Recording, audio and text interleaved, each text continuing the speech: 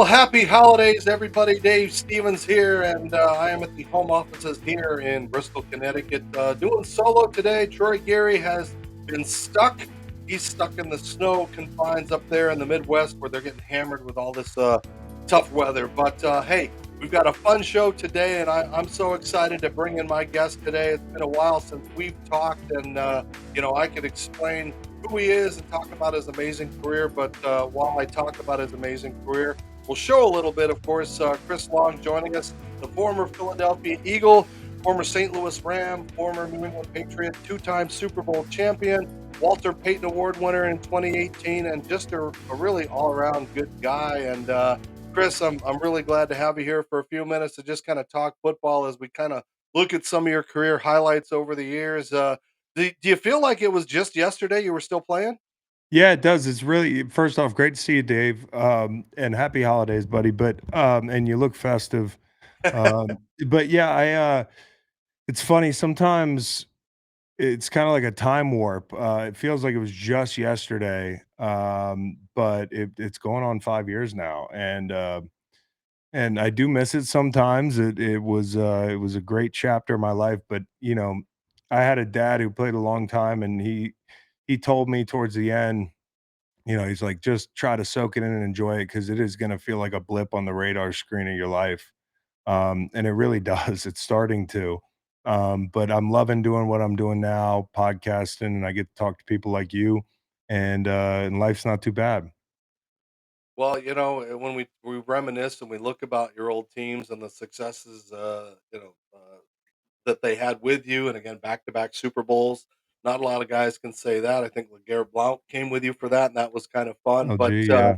it's been such a pleasure to get to know you over the years and just to see who you are, off the field more than Right. who you were on the field. And I think it's I really appreciate that relationship and friendship that we've Well, had. And thanks, Dave. so we're just going to talk some football today and have some fun. And first off, though, I got to ask, and I'm just going to bring this play up right now because I've never seen anything like this in my entire life.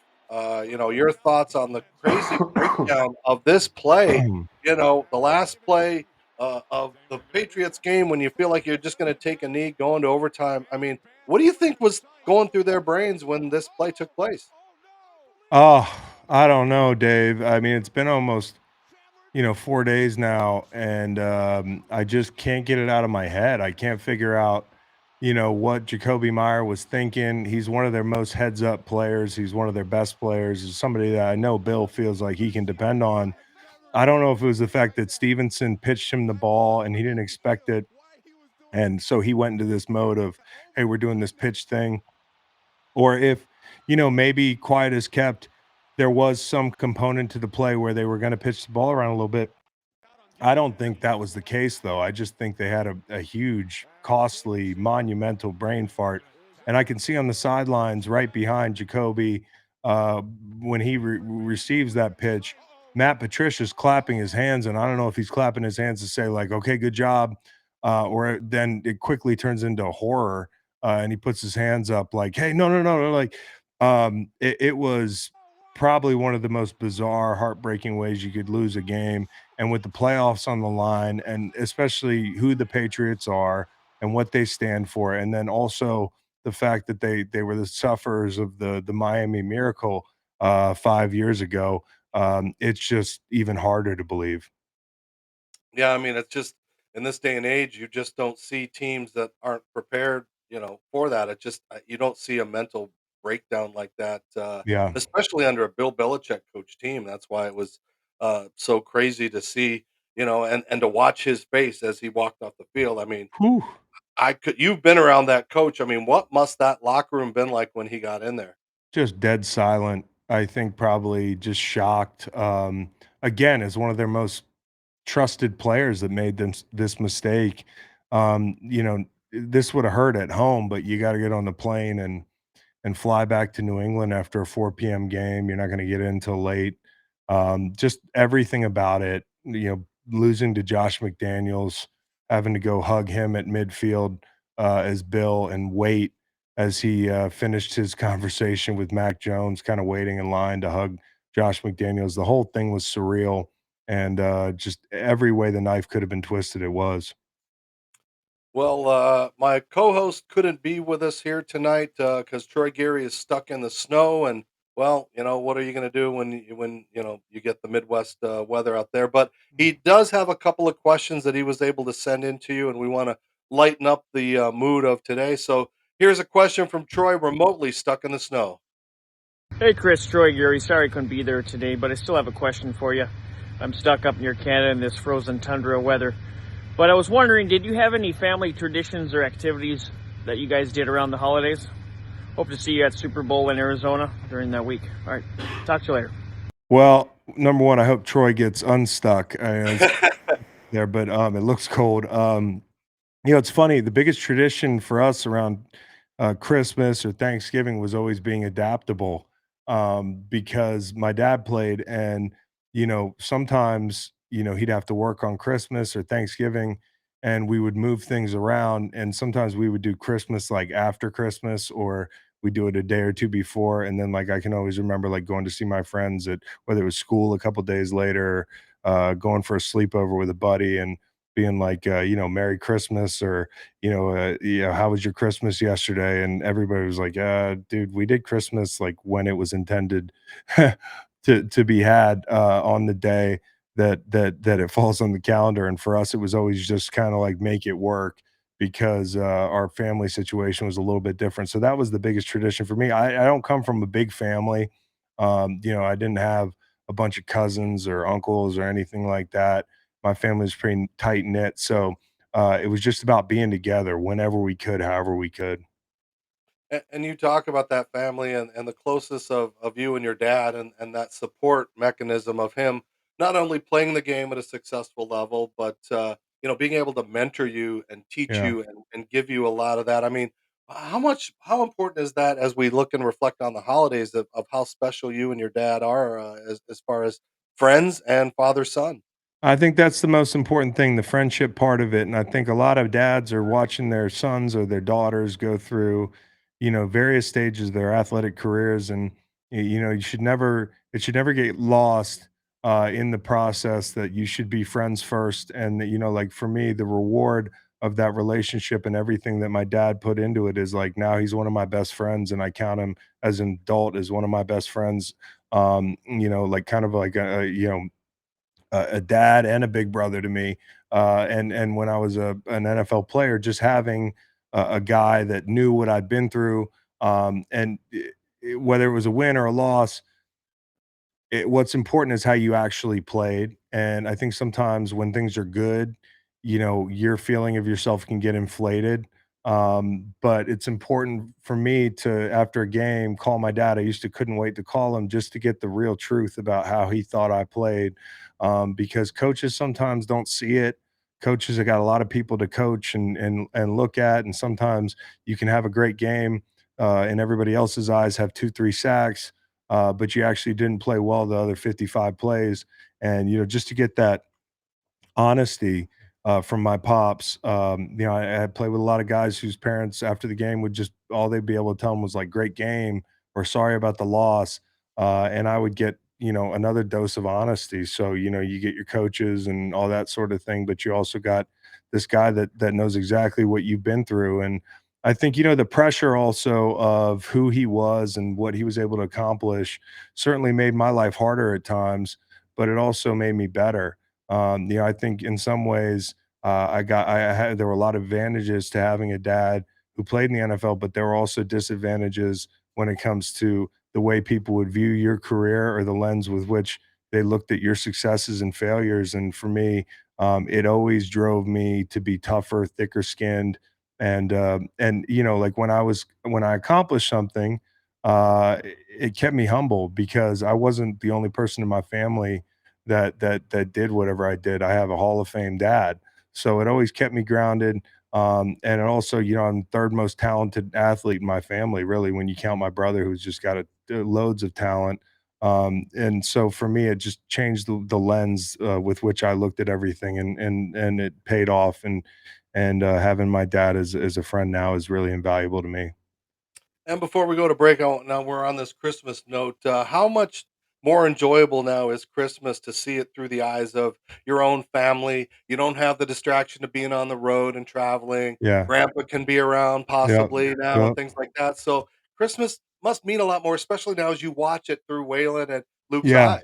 Yeah, just having 2 young kids, 6 and 4, and being able to be there for them and being able to live a normal life in a lot of ways, like, when you're in the NFL, there's a lot of perks, but you do not live a normal life. You don't you're under pressure, you're under the gun, you're not there mentally even when you're away from the field. So even if I got the night off for Thanksgiving, in my head, I got this cloud hanging over my head about what I need to do to perform and the pressures that wait for me at work the next day, or whatever it is. So I think for me, it's just experiencing what everybody else gets to experience, which is just, watching football, having some drinks, sitting on the couch, gambling on some games, being able to take my kids Christmas shopping, go pick out a tree, hang out with friends, that whole thing. Like Thanksgiving was never, it was a blip on the radar screen for me.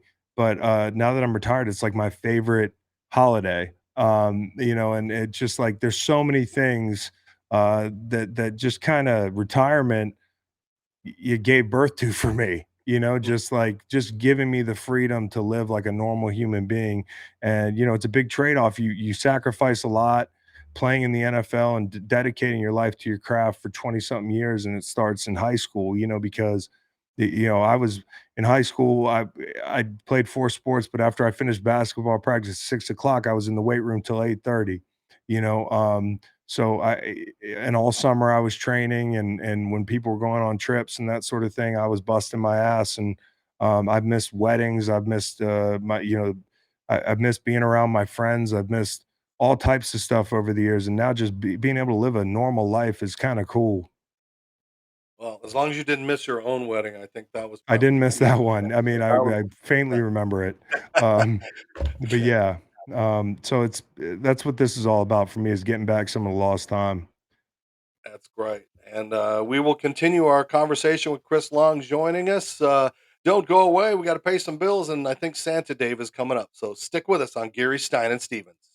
Ho, ho, ho! Happy holidays! I'm Santa Dave from the Geary Stein and Stevens Show, and I'm getting ready to give all the good boys and girls Manscaped products, except there's one problem. The problem is you can't keep Manscaped on the shelves in the stores. So go to manscaped.com, type in the code GSS Show, save 20%, and get the Manscaped products. And poof, overnight, we've got Manscaped products. How cool is that? That means that by popular demand, they had to fill these shelves, all of the amazing products from Manscaped. And as I said, you get 20% off using the code GSS Show. You don't have to come to the store. Go online to manscaped.com, put in the code GSS Show, and you can get all of the amazing Manscaped products.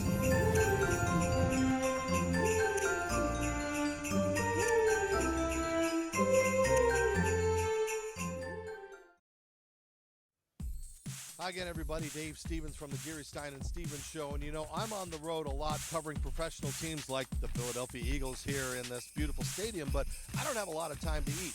What I do use, though, is Athletic Greens 1. It's a great supplement that you can use every day to get that nutrition that you're missing. And you know what? If you're drinking those energy drinks, those monster drinks, those add up, where this costs just $3 a day. It's got over 75 vitamins and nutrients in it that it would take you so many pills and bottles to take, but it's all right here. You just put a couple of scoops in with the water. You mix it up with either lemon juice or what I like to use with frozen fruit. It tastes great. It makes you feel good. And, of course, it is going to make you live life better. So, Athletic Greens 1. If you want more information, go to athleticgreens.com/GSS. They'll give you a year's supply of vitamin D if you go to that website. So continue to follow Stevens, Stein, and Geary, or Geary, Stein, and Stevens wherever you go, but make sure you're taking Athletic Greens 1.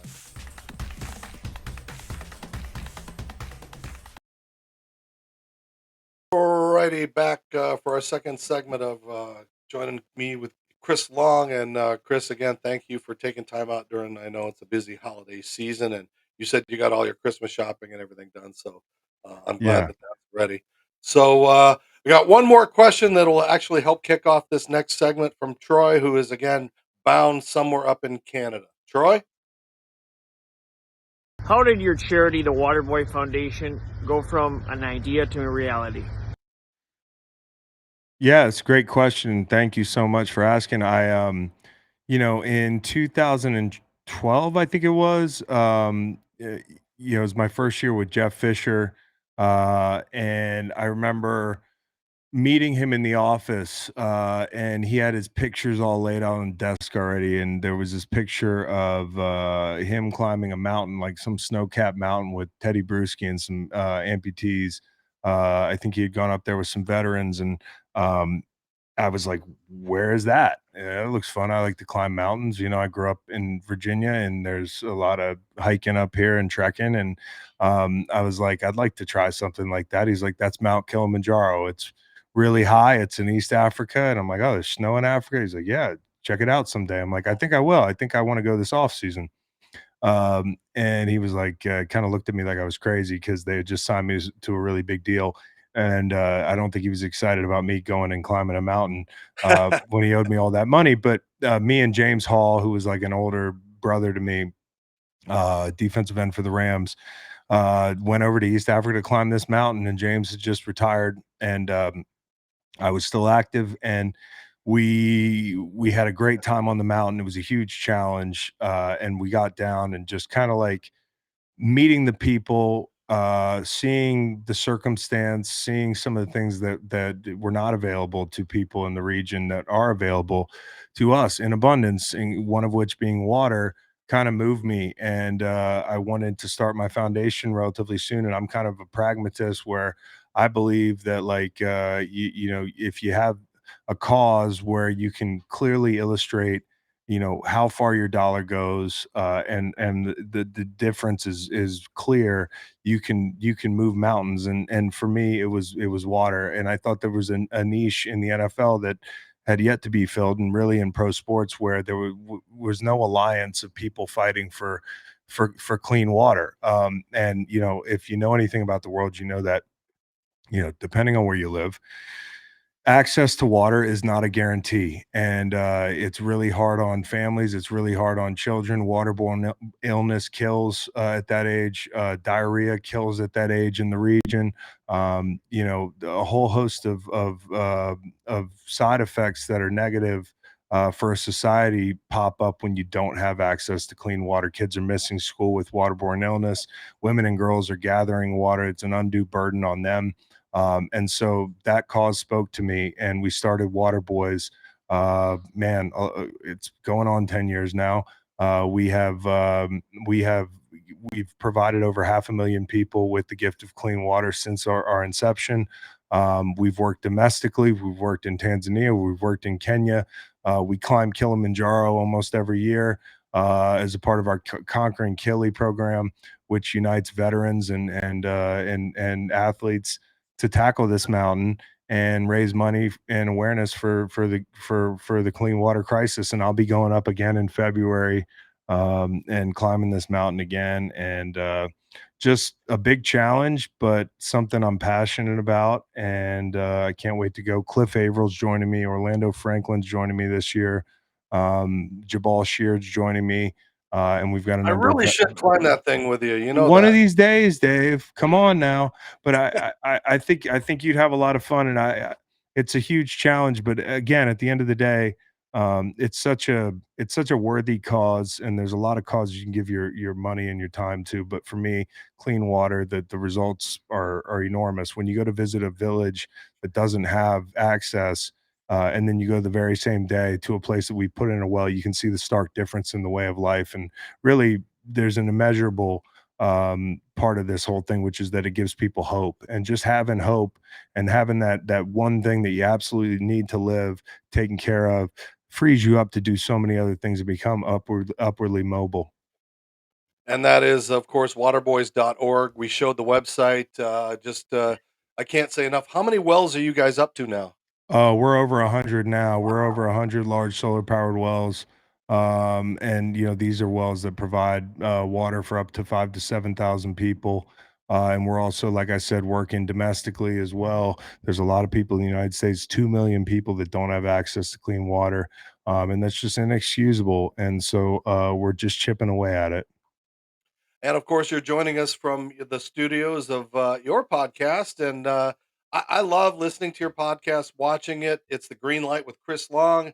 You get a lot of great guests, but it's not just about sports. You get comedians and entertainers and politicians, and you actually get to talk about things. Whereas when you were a player, sometimes the PR people didn't want you saying things. Stacey James might have said, "No, I can't have you Yeah, Stacy, yeah, saying." yeah, So tell us a little bit about the podcast, and I know now we can know where we can see it and watch it. It's everywhere on Spotify and everything, but yeah. it does give you a chance to branch out, and people are shocked by some of the things you'll say.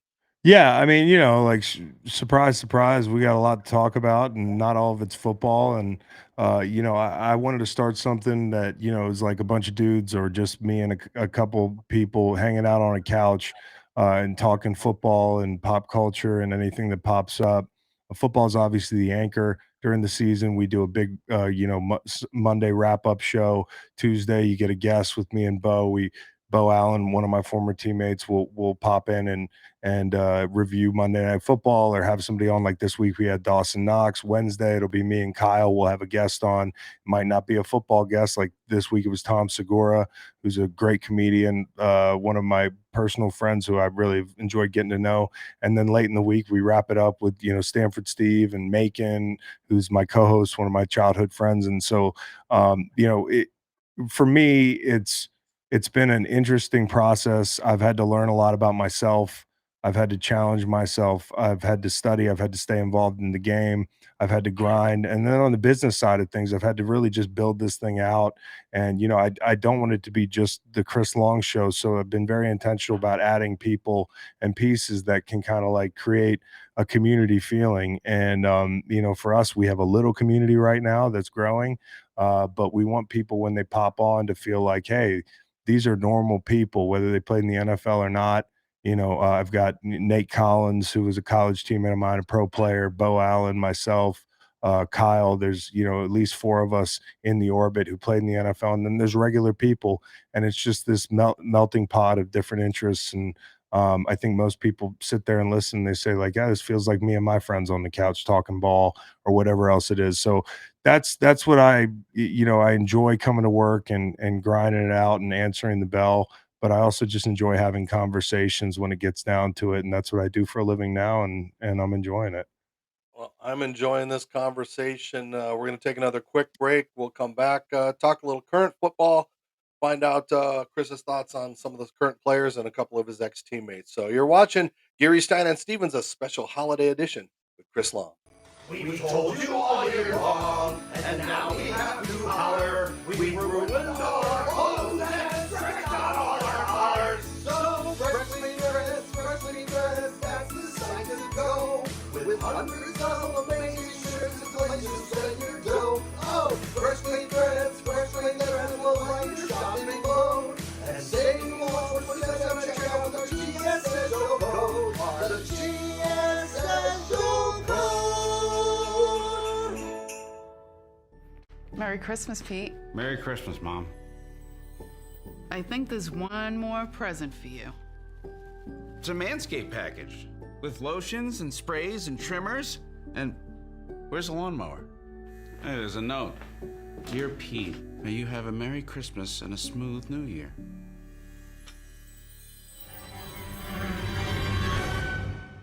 Oh! Shop now at manscaped.com. Oh, of course, Manscaped and all of our wonderful people. We thank you, AG1. I've got all the Manscaped stuff by the tree. It's got that good feeling of forced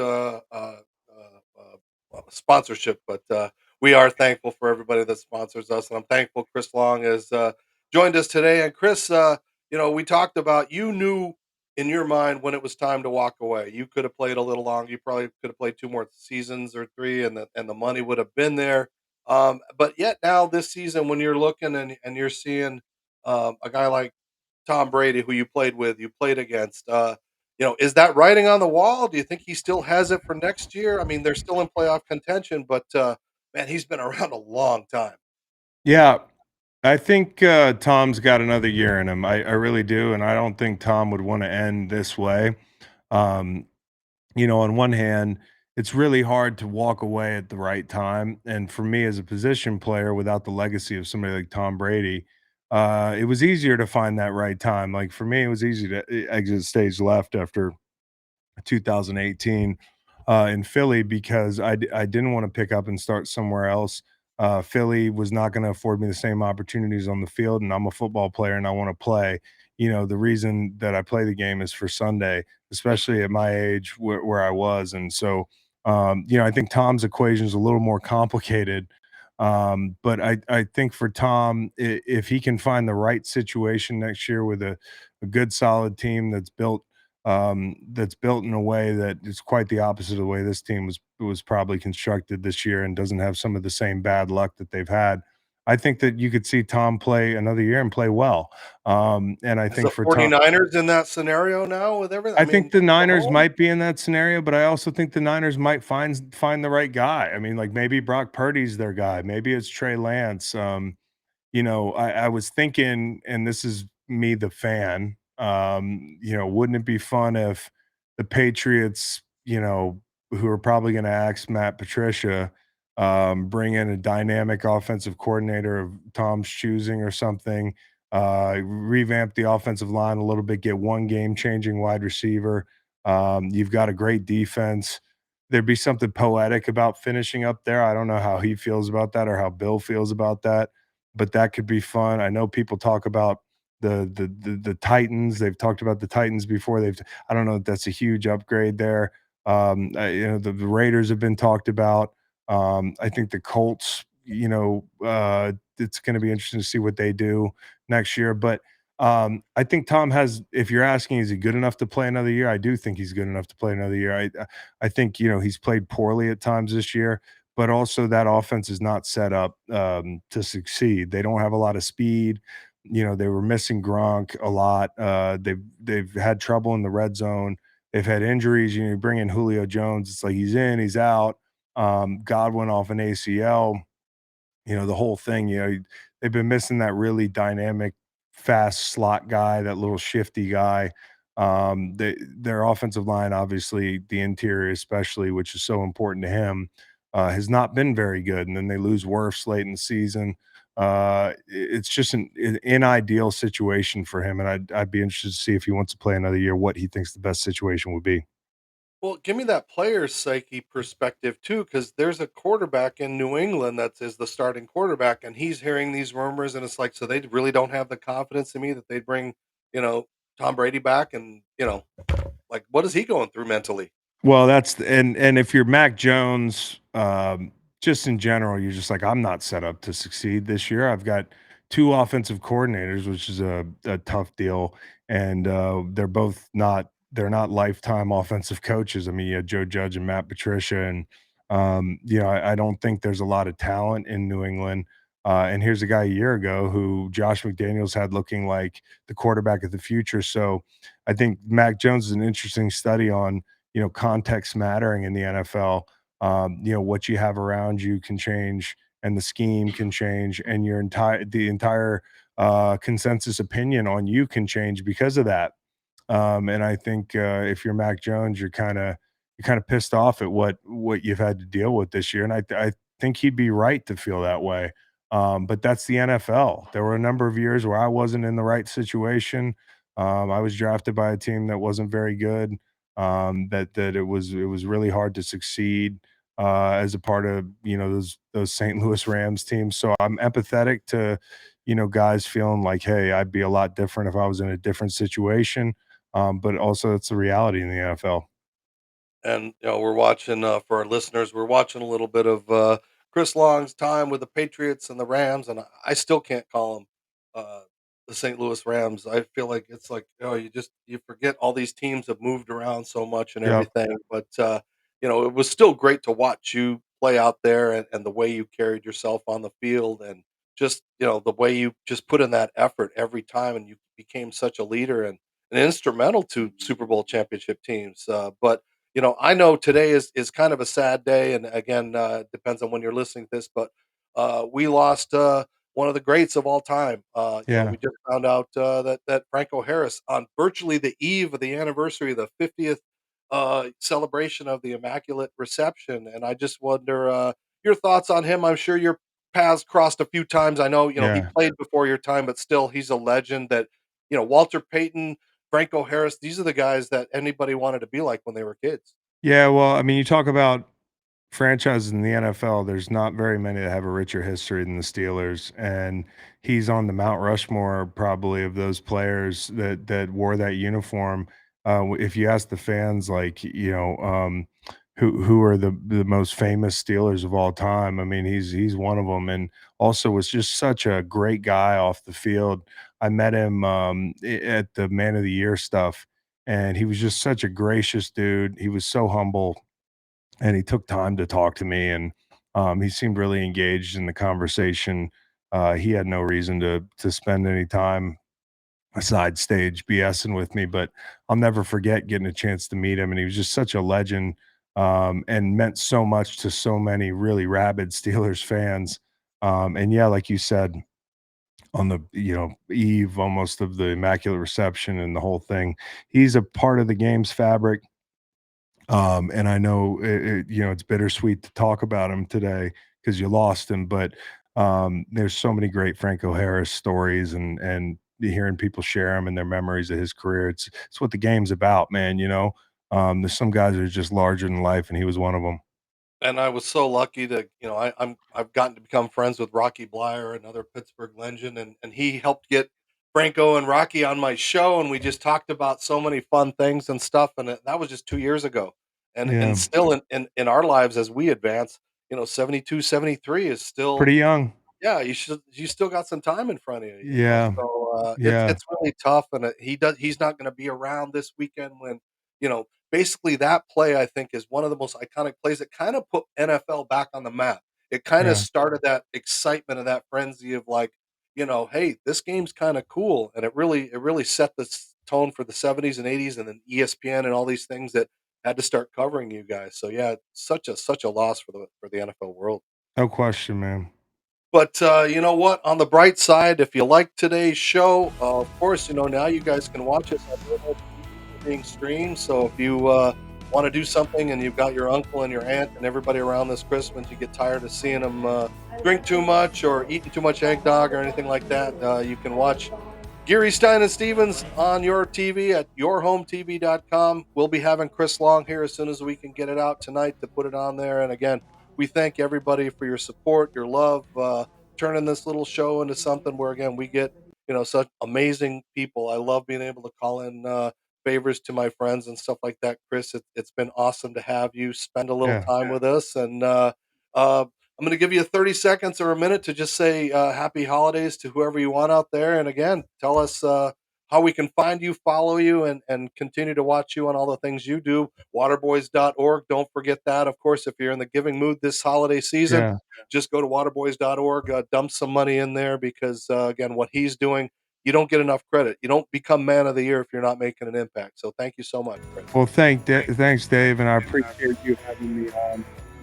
And happy holidays. And happy holidays to all the football fans out there, man. We all root for different teams, but even happy holidays to the Dallas Cowboys fans this weekend as the Eagles get ready to play the Cowboys in that showdown. I'm just so appreciative of everything that football has given me, and a lot of it has been meeting great people, whether they're fans or whether they're people like Dave Stevens. So appreciate you, love your show, and hope to catch you again soon. Okay, but I got to put you on the spot. Is your former team, the Eagles, are they the team that's probably going to be standing there in Arizona grabbing the trophy? I think it's most likely, especially because there's the great teams in the AFC. There's a couple of them with flaws.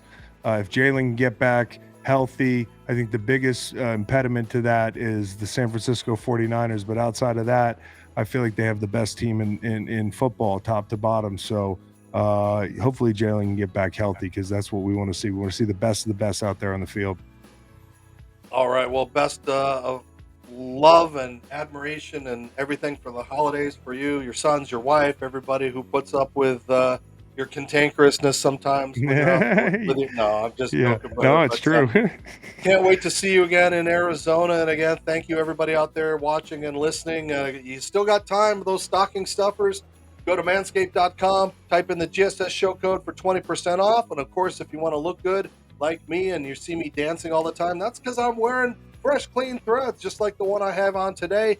And if you're going to eat crap, make sure you start doing the right thing by eating or drinking AG1, depending on what you do. I do it with the fresh fruit and things like that. So for myself, and of course, my buddy who hosts Greenlight with Chris Long, you got to make sure you catch that on Spotify, all the podcasts, and you can watch it on his social media. It's out there everywhere. So for myself, Chris Long, this is Dave Stevens wishing everybody a happy holidays. Thank you once again. Stay safe. Don't eat too much. And of course, be kind to everybody out there. Merry Christmas. All right, Chris.